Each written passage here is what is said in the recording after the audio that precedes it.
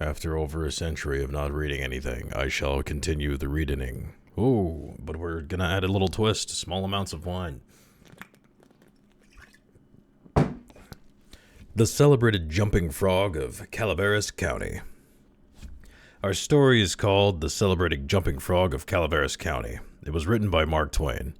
Here is Shep O'Neill with the story. A friend of mine in the East asked me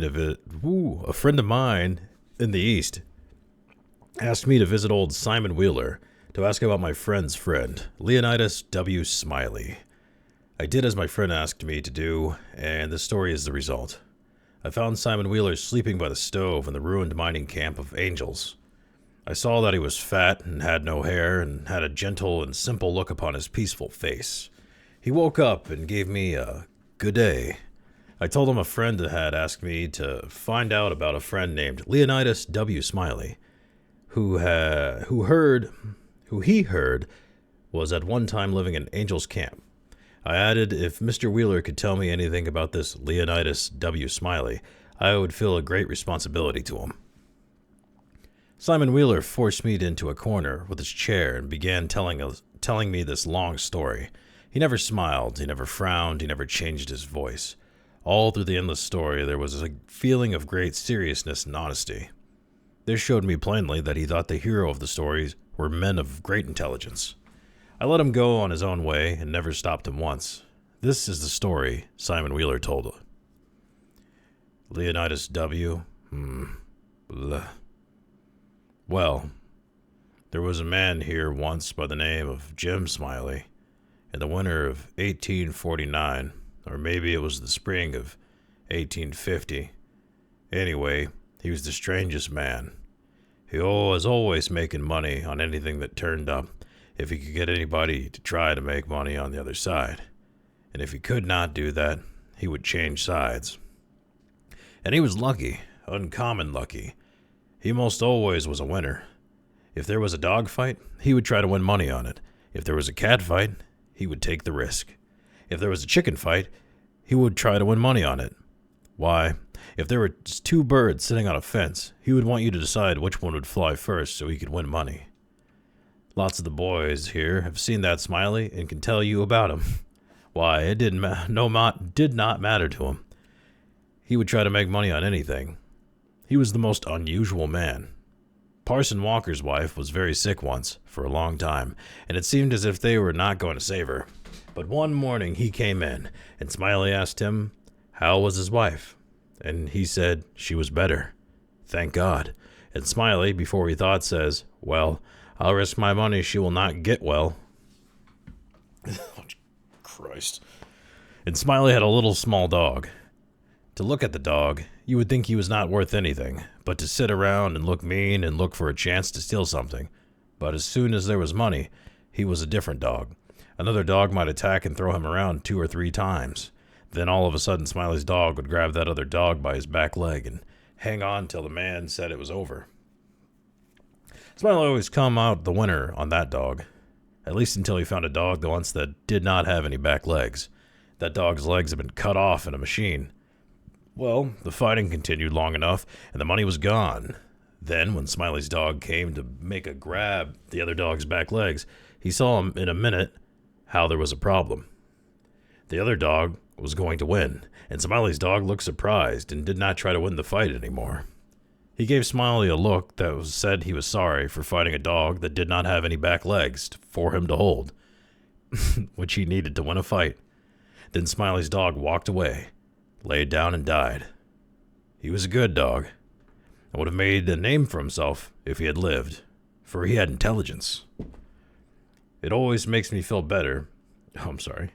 It always makes me feel sorry when I think of the last fight of his and the way it turned out. Well, Smiley had rats and chickens and cats and all them kinds of things. You could not get anything for him to risk money on, but he would match you.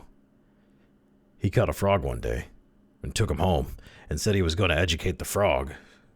And so he'd never done nothing for 3 months but sit in the backyard and teach that frog to jump. And you bet he did teach him too. Oh, fuck, okay, a little.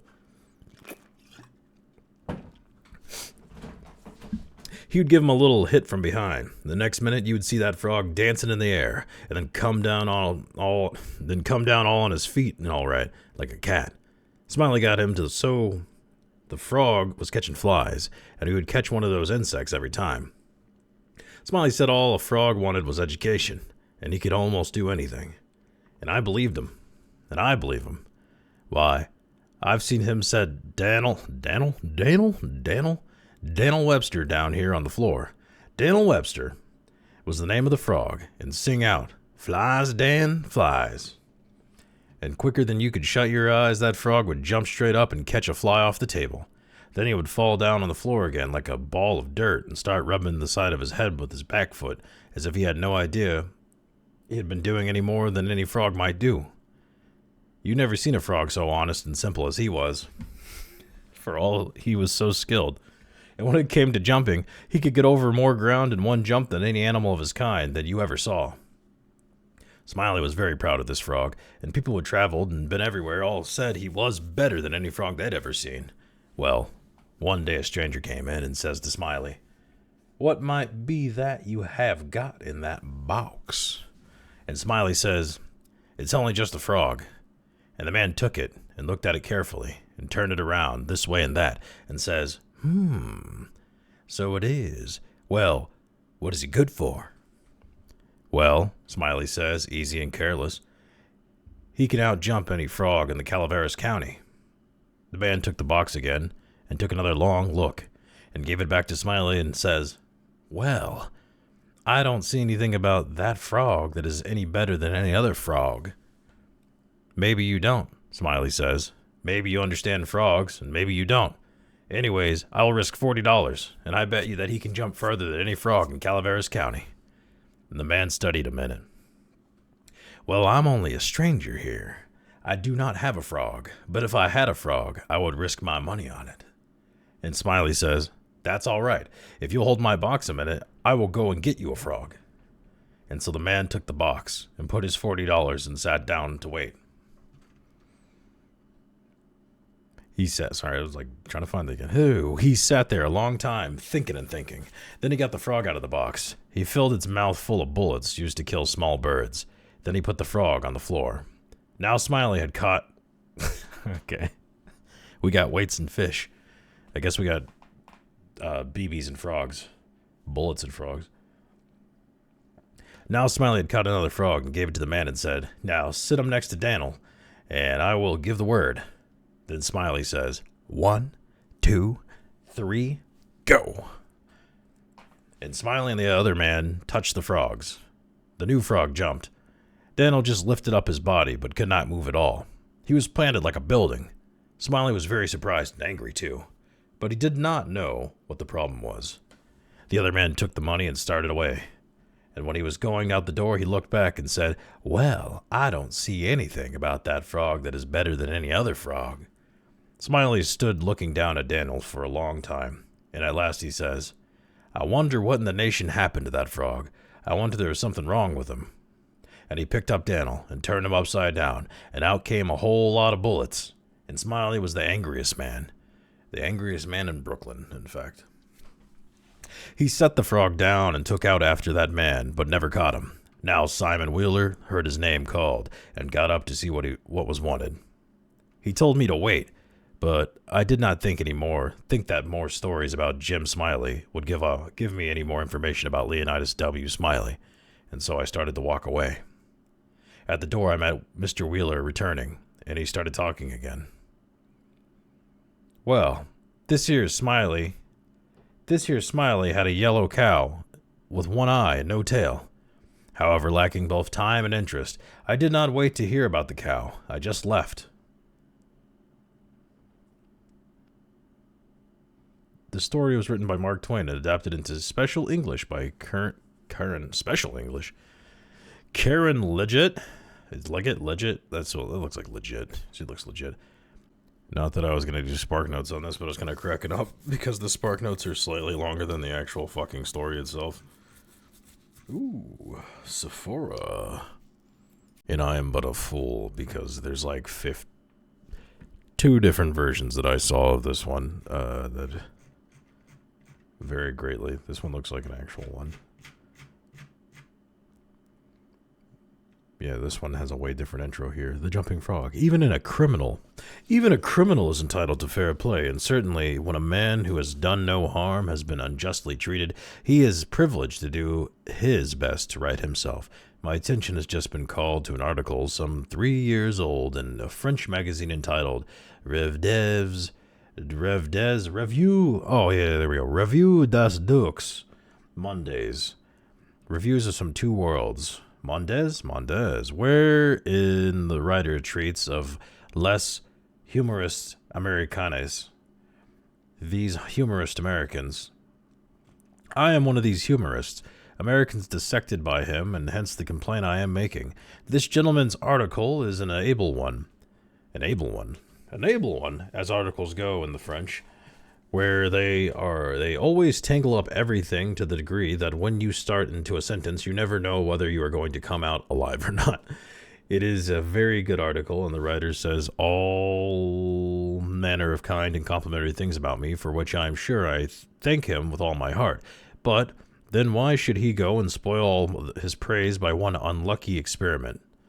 What I referred to is this. He says my jumping frog is a funny story, but still can't see why it should ever really convulse anyone with laughter. And straight away proceeds to translate into French in order to prove to his nation that there is nothing so very extravagantly funny about it. Just there is... Damn, we have critics even back in fucking 1852. He has not translated it at all. He has simply mixed it all up. It is no more like the jumping frog when he gets through with it than I am like a meridian of longitude. But my mere assertion is not proof, wherefore I print the French version, that all may see that I do not speak falsely. Furthermore, in order that even the unlettered may know my injury, and give me their compassion, I have been in infinite pains and trouble to retranslate this French version back into English, and so till I tell the truth. The Jumping Frog. Have well nigh worn myself out at it.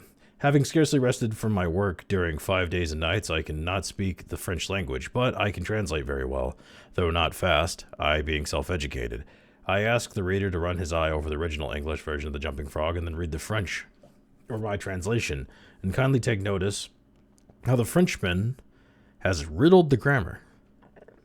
I think it is the worst I ever saw, and yet the French are called a polished nation. If I had a boy that put sentences together as they do, I would polish him to some purpose.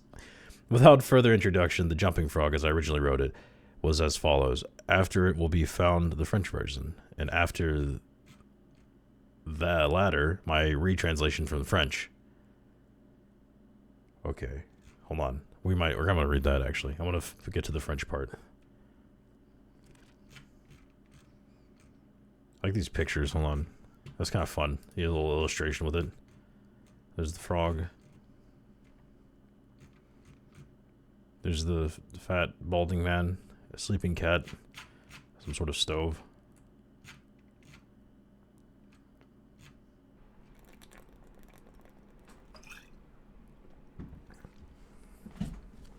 This is one of those classic Mark Twain stories where there's somebody doing some absurd thing and then somebody comes around and just doubles down on being more absurd. Finding another version that's not translated is kind of interesting. This is a thing with old books and writing in general, is most of the time when you find one, especially ones in like free domain, they've been rewritten or translated or something. In this case, the one I was reading was more modern-ish English. This one that's going on back here, I think it's looking like original text. I can't tell. No, it was edited in 1996. Whole fudge. By Angel Price. There we go. It's a fun one. Man's playing with his frog. Man's a betting man. You ever been a betting man? A betting man out at the horse tracks, Mr. Leahy? I don't think there's really a moral I'm supposed to take from this, so have a good one.